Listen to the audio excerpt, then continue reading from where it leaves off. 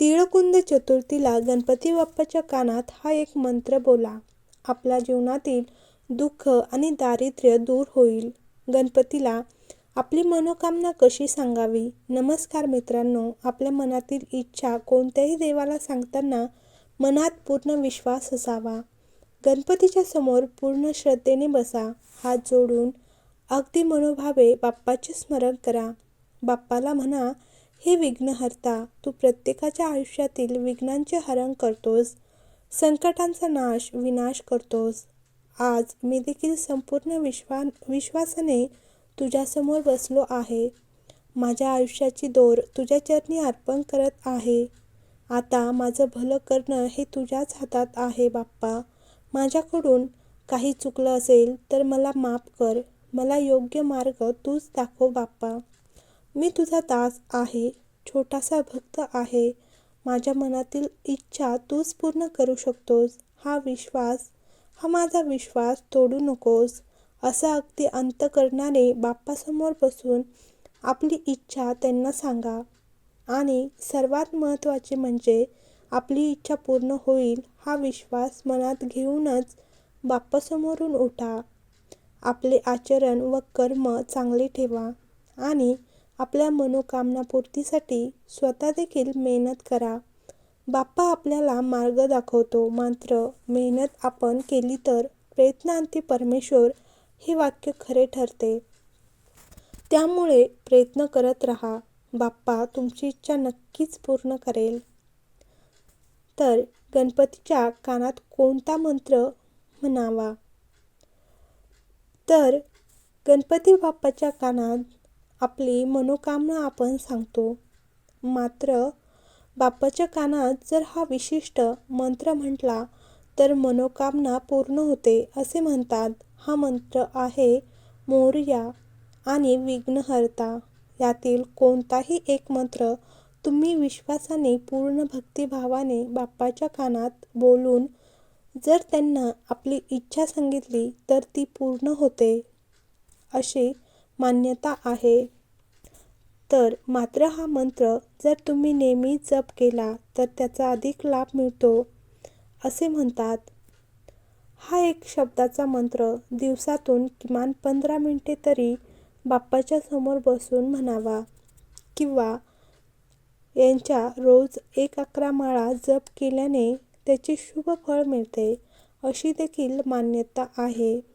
तिळकुंद चतुर्थी म्हणजे माघ महिन्यातील शुक्ल पक्षाच्या चतुर्थीला येणारा दिवस, ज्याला गणेश जयंती किंवा माघी गणेश जयंती असेही म्हणतात, जो गणपतीचा जन्मोत्सव असतो. तर ह्या दिवशी तीळ आणि कुंदाच्या फुलांनी गणपतीची पूजा करतात, ज्यामुळे नोकरी व्यवसायातील अडथळे दूर होतात, घरात सुख समृद्धी येते. गणपतीचा जन्मदिवस हा दिवस गणपती बाप्पाचा जन्मदिवस म्हणून साजरा होतो आणि ह्या दिवशी गणपतीचे तत्व अधिक प्रभावी असते असे मानले जाते. समस्या निवारण. ह्या व्रतामुळे नोकरी व्यवसायातील समस्या दूर होतात आणि मानसिक शांती मिळते असेही म्हणतात. भगवान गणेशाच्या एकदंत रूपाची विशेष पूजा केली जाते. तर थोडक्यात तिळकुंद चतुर्थी हा माघ महिन्यातील एक महत्त्वाचा दिवस आहे, जो गणेश जयंती म्हणून साजरा केला जातो आणि गणपतीच्या उपासनेसाठी विशेष मानला जातो. तर हिंदू दिनदर्शिकेनुसार माघ महिन्याच्या शुक्ल पक्षाच्या चतुर्थीला तिळकुंद चतुर्थी पाळली जाते आणि ती विनायकी चतुर्थी आणि वरद चतुर्थी म्हणूनही ओळखली जाते.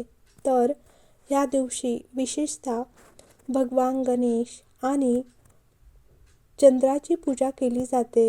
हे व्रत पाळल्याने नोकरी व्यवसाय संबंधित समस्या दूर होतात, तसेच मानसिक शांतीही मिळते. घरात सुख शांतीचे वातावरण राहते. ह्या व्रतामध्ये दानाचे महत्त्व जाणून घ्या.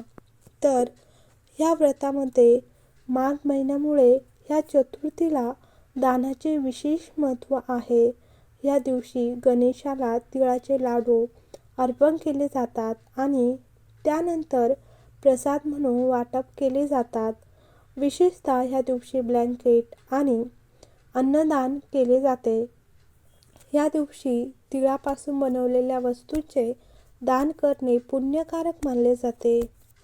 पूजेची पद्धत जाणून घ्या. तर तिळकुंद चतुर्थीच्या दिवशी सकाळी स्नान करून शुद्ध वस्त्र परिधान करावे. यानंतर आसनावर बसून श्री गणेशाची पूजा करावी. पूजेच्या वेळी श्री गणेशाला धूप दिवा दाखवावा. फळे, फुले, तांदूळ, रोली, मोळी अर्पण करा. पंचामृताने स्नान केल्यानंतर गणेशाला तीळ आणि गुळाच्या वस्तू अर्पण करा.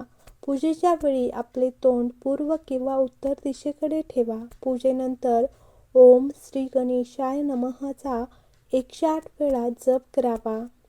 शुक्रवार हा माघ महिन्यातील शुक्ल पक्षातील वरद तिळकुंद एक चतुर्थी आहे. याला विनायक चौथ असेही म्हणतात. या दिवशी गौरी आणि गणेशाची विशेष पूजा केली जाते, जेणेकरून कुटुंबाची वाढ होईल आणि कामे पूर्ण होतील. ही पूजा यशस्वी होण्यातील अडथळे दूर करते. या दिवशी भगवान गणेशाला पांढऱ्या तिळाने स्नान घालावे आणि त्यानंतर पांढऱ्या तिळापासून बनवलेले पदार्थ अर्पण करून त्यांना तीळ दान केल्याने इच्छित फळे मिळतात. तर तिळकुंद चतुर्थीला तिळापासून बनवलेले विशेष पदार्थ जसे की लाडू, रेवडी आणि गजक भगवान गणेशाला अर्पण करा. शक्य असल्यास तुमच्या इच्छेनुसार तीळ आणि एखाद्या सज्जन ब्राह्मणाला दान करा. तसेच काही दक्षिणा दान द्यावी. या उपायाने तुमच्या सर्व इच्छा पूर्ण होऊ शकतात आणि भगवान गणेशाला प्रसन्न करता येते. ज्यांना लग्नात विलंब होत आहे त्यांनी तिळकुंद चतुर्थीला भगवान गणेशाला हळदीचे 11 संपूर्ण गठ्ठे अर्पण करावेत. ते तुकडे पिवळ्या कापडात गुंडाळा आणि तुमच्या खोलीत अशा ठिकाणी ठेवा जिथे कोणीही ते पाहू शकणार नाही आणि लग्न पूर्ण झाल्यावर त्यांना नदीत विसर्जित करा. तर हर हर महादेव, श्री शिवाय नमस्तुभ्यं. व्हिडिओ आवडला असेल तर लाईक करा, कमेंट करा आणि चॅनलवर नवीन असाल तर सबस्क्राईब करा.